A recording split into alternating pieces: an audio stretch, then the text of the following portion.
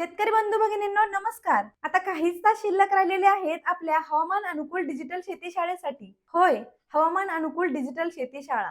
शेती समोरील आव्हानं दिवसेंदिवस वाढत आहे आणि त्यामुळेच आपल्यालाही तयारी करायची आहे हवामान अनुकूल शेती पद्धती शिकण्याची. आणि त्यामुळेच महाराष्ट्र शासन कृषी विभाग, नानाजी देशमुख कृषी संजीवनी प्रकल्प आणि पाणी फाउंडेशन घेऊन आलेला आहे आपल्या सर्वांसाठी आपल्याच घरी, आपल्या गावात, आपल्या मोबाईलवर डिजिटल शेती शाळा. होय, त्याची सुरुवात होते आजपासून.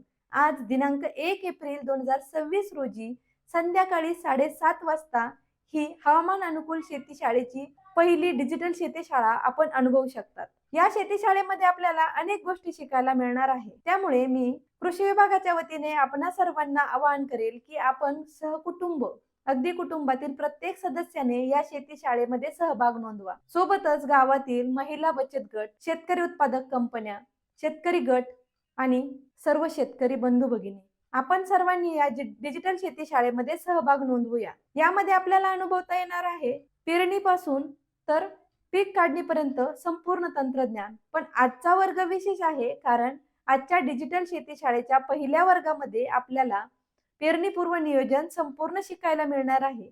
बेडची निर्मिती कशी करायची, सोबतच बेडवर टोकन पद्धतीने लागवड कशी करायची आणि हो, पेरणीपूर्वी बियाण्याची उगवण क्षमता चाचणी कशी तपासायची आणि पेरणीपूर्वी बियाण्याला बीज प्रक्रिया कोणती करायची.